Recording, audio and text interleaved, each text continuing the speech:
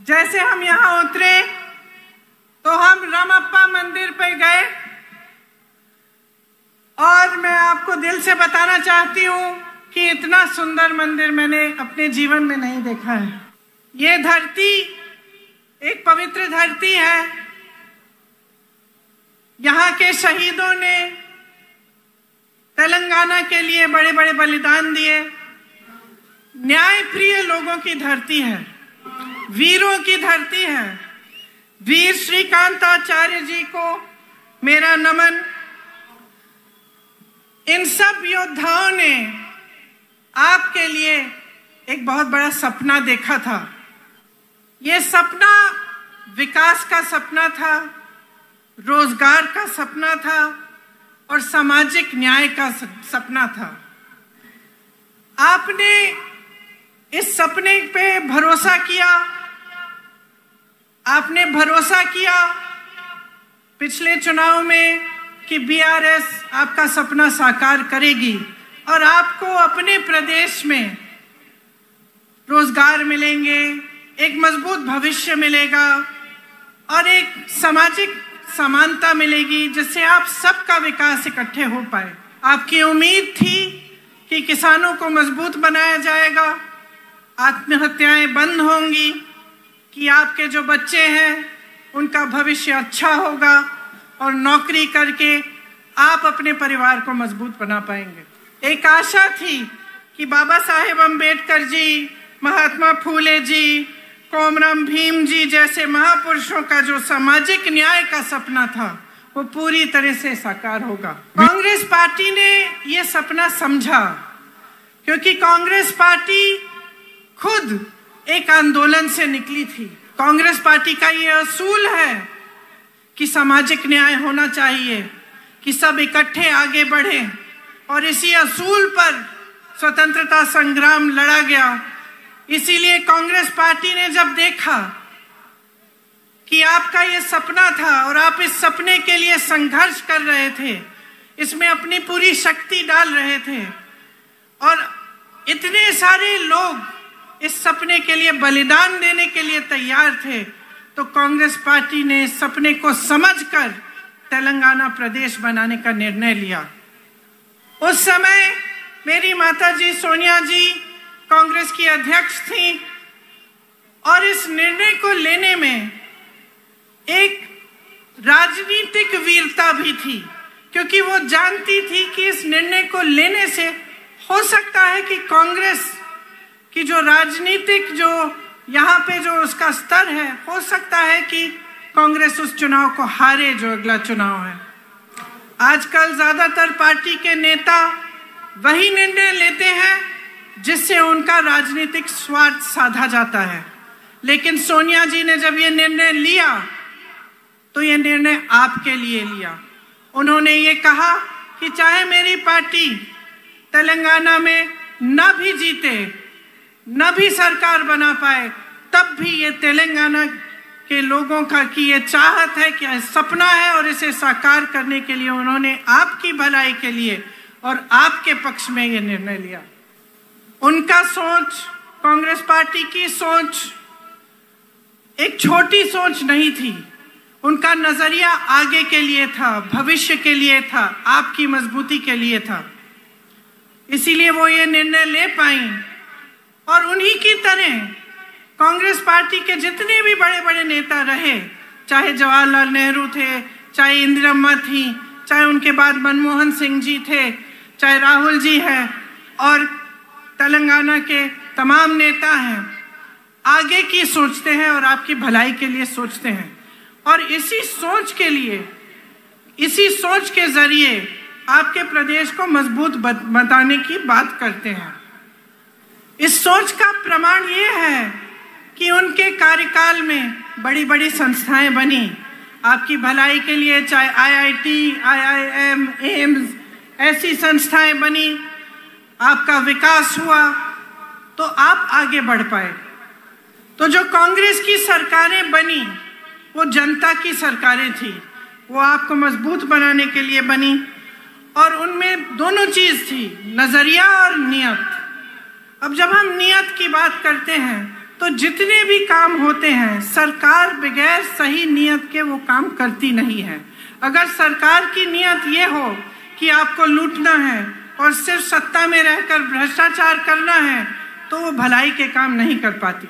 तो आज हम सब इस मंच पे खड़े हैं और आपके सामने खड़े होकर हमने ये बात कही है कि तेलंगाना के लिए कांग्रेस पार्टी ने एक रोड मैप, एक विजन बनाया है। आपके लिए गारंटी लाए हैं। गारंटी क्या है? गारंटी वो चीजें हैं जो हम आज आपको बताना चाहते हैं कि हम आपके लिए करेंगे। और जितने भी कांग्रेस के प्रदेश हैं जिनमें हमने ऐसे गारंटी सामने रखे, उनमें हमने वो काम अभी से शुरू कर लिया है। मेरी बहनें यहाँ बैठी हैं, आप दिन रात मेहनत करती हैं, मैं जानती हूँ, और पूरे समाज का जो बोझ है आप अपने कंधों पर लेते हैं। बच्चों की परवरिश, घर की देखभाल, उसके साथ साथ बाहर जाके काम करना, खेती में मेहनत करना, या कोई नौकरी हो तो वहाँ नौकरी करना, ये सब आप करती हैं। और आज आप कितनी महंगाई का सामना कर रही हैं, चाहे गैस का सिलेंडर हो, चाहे तेल हो, चाहे कुछ भी हो। जब आपको खरीदने जाना होता है तो आपको 10 बार सोचना पड़ता है कि हम ये खरीद पाएंगे, घर ला पाएंगे कि नहीं। कोई घर पे बीमार पड़ता है तो आपके दिल में ये बात आती है कि दवाइयाँ कैसे खरीदेंगे, उनका इलाज कैसे करवाएंगे। और ये सब मेहनत, ये संघर्ष, इन संकटों का सामना आप इसलिए करती हैं ताकि आपके बच्चे बड़े होकर अपना भविष्य बना पाएं। लेकिन यहाँ आज परिस्थिति ये है कि 40 लाख युवा बेरोजगार हैं। बीआरएस ने वादा किया था कि हर परिवार को एक नौकरी दिलवाई जाएगी। आज लाखों पद खाली हैं लेकिन नौकरियां नहीं दी गई हैं। और स्थिति यह है कि भर्तियों में भी भ्रष्टाचार है। एक बच्ची ने आत्महत्या की और उस पर भी सवाल उठाया गया कि उसने एप्लीकेशन ही नहीं भरा था।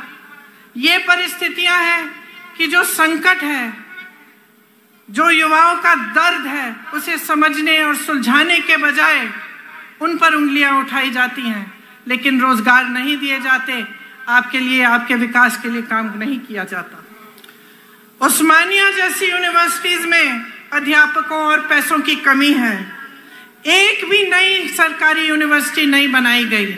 इनके पूरे कार्यकाल में आप देखेंगे तो सिर्फ प्राइवेट यूनिवर्सिटियां बनी हैं और उनमें से आधी इन्हीं के नेताओं की है, ताकि आपको फीस बड़ी बड़ी भरनी पड़े लेकिन आपके लिए सही सुविधा नहीं बने। इसलिए युवाओं के लिए हमारी जो गारंटी है उसमें हमने कहा है कि तेलंगाना आंदोलन के शहीदों के परिवार को एक सरकारी नौकरी दिलवाएंगे। उनके माता पिता या पत्नी को 25,000 रुपए मासिक पेंशन मिलेगा।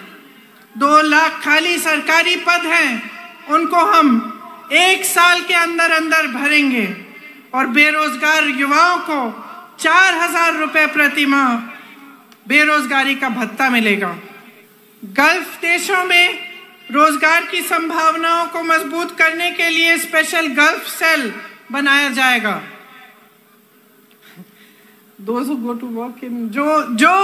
लोग गल्फ के देशों में काम करने के लिए जाएंगे उनके लिए एक स्पेशल गल्फ सेल बनाया जाएगा। आज मेरे किसान भाइयों की परिस्थिति बहुत ही शर्मनाक है। चाहे पेट्रोल हो, डीजल हो, खाद हो, हर चीज पर खर्चा बढ़ गया है। आपके कर्ज बढ़ गए हैं और सरकार की तरफ से कोई मदद नहीं मिलती। खेती से कमाना मुश्किल हो गया है और किसान परेशान और त्रस्त है। इसीलिए हमने ये तय किया है कि हम एमएसपी को बढ़ाएंगे और इसकी हम आपको गारंटी देते हैं। धान के लिए 2500 रुपए, मक्का के लिए 2200 रुपए, सोयाबीन के लिए 4,400 रुपए, गन्ना के लिए 4,000 रुपए, अरहर की 6,700 रुपए और कॉटन की 6,500 रुपए। किसानों के लिए 2 लाख रुपए तक कर्ज माफ किए जाएंगे।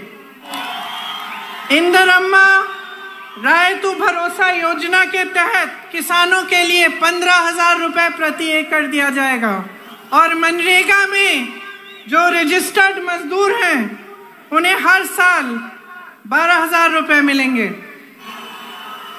मेरे बहनों और मेरे भाइयों, ये जो आपका क्षेत्र है ये आदिवासी बहुल क्षेत्र है और आप तो जानते ही हैं कि इंदिरा जी के दिल में आपके लिए एक बहुत खास जगह थी। ये रिश्ता जो उनके साथ आपने जोड़ा था एक आदर का रिश्ता था, श्रद्धा का रिश्ता था। उनके दिल में आपके लिए आदर था, आपके लिए श्रद्धा थी और वो हमेशा ये चाहती थी कि आपकी संस्कृति को बचाया जाए और बढ़ाया जाए। वो हमेशा कहती थी कि आदिवासी संस्कृति ही दुनिया की सबसे आधुनिक और सबसे आगे सोचने वाली संस्कृति थी, जिसके जरिए प्रकृति का आदर होता था। लेकिन अफसोस की बात है कि आज आपके अधिकार छीने जा रहे हैं। जबरन आपको जमीन से बेदखल किया जा रहा है। आपके लिए जो डेवलपमेंट फंड है उसका आप शायद जानते नहीं होंगे, लेकिन 40% से ज्यादा अलग अलग कामों में डाल जाता है, लेकिन आपके लिए नहीं डाला जाता। हमने तय किया है कि एससी के लिए 18% आरक्षण दिया जाएगा और एसटी के लिए 12%। अंबेडकर अभय हस्तम के तहत एससी एसटी परिवारों को 12 लाख की मदद मिलेगी। इंदिरम्मा पक्का हाउस स्कीम के तहत बेघर एससी एसटी परिवारों को घर बनाने के लिए जमीन और 6 लाख रुपए मिलेंगे और आदिवासी ग्राम पंचायतों के लिए 25 लाख रुपए दिए जाएंगे। जब कांग्रेस पार्टी वन अधिकार का एक्ट लाई थी तब 8 लाख से अधिक एकड़ जमीन पर पट्टे दिए गए थे। आपको याद होगा कि पोडोलैंड्स के पट्टे आपको मिले थे, लेकिन बीआरएस सरकार ने ये सब बंद कर दिया।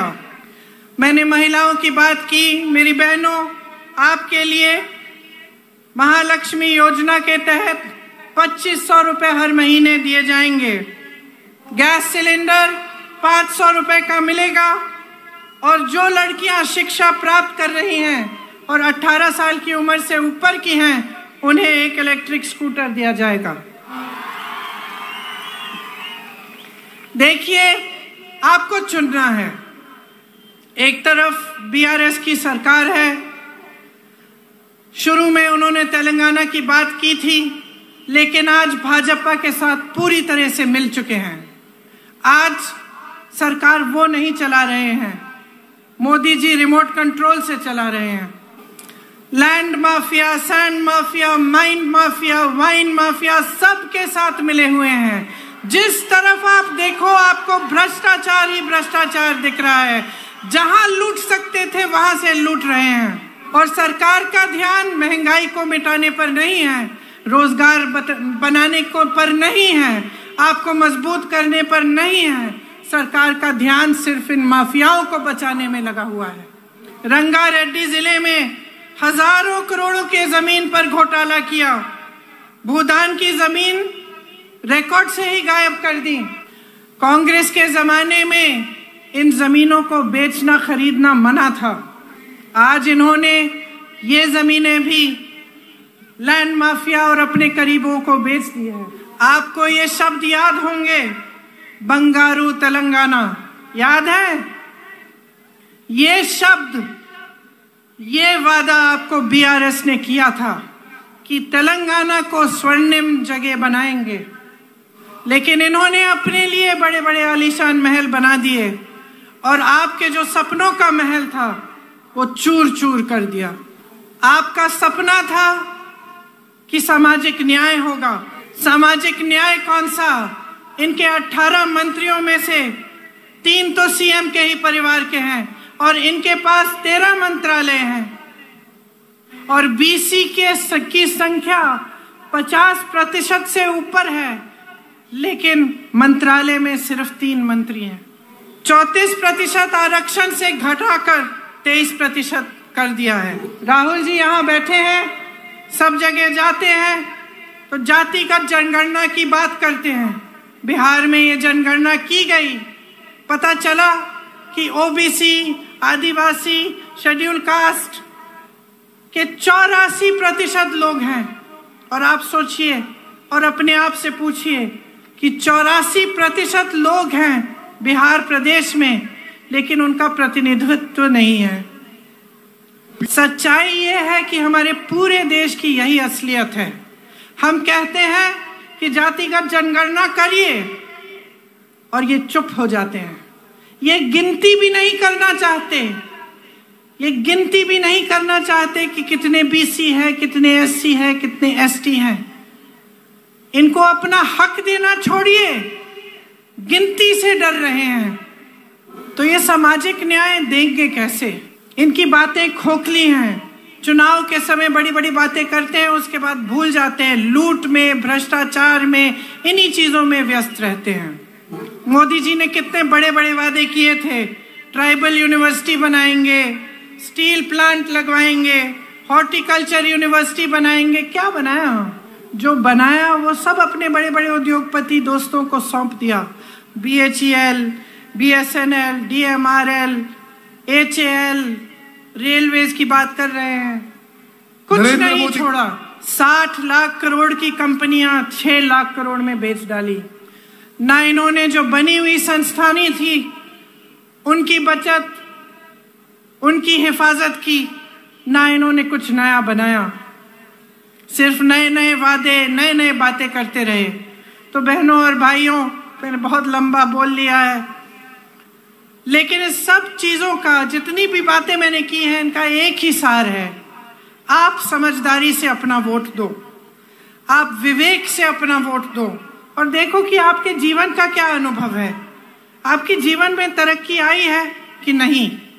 अगर नहीं आई है तो आप देखिए कि कांग्रेस के प्रदेशों के लोगों में तरक्की आई है कि नहीं। क्या कर रही है कांग्रेस? जहां जहां गारंटी दी है, क्या वो गारंटी पूरी कर रही है कि नहीं? और आप सबसे पहले नेता और पार्टी की नीयत देखिए। आप देखिए कि आपका अनुभव क्या रहा है कि बीआरएस ने बीजेपी से मिलकर कितना भ्रष्टाचार किया है आपके साथ, आपके प्रदेश में, और आपके विकास के लिए कुछ नहीं किया। तो जैसे मैंने कहा, इन सब बातों का सार यही है कि ये वोट जो इस चुनाव में आप डालने जा रहे हैं, ये आपके पक्ष में जाना चाहिए।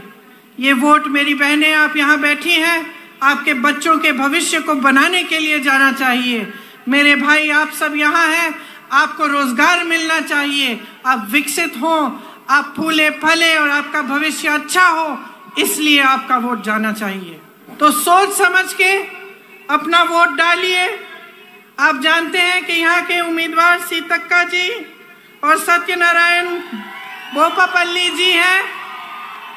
इनको भारी से भारी बहुमत से जिताइए और अपने भविष्य को मजबूत बनाइए। जय हिंद।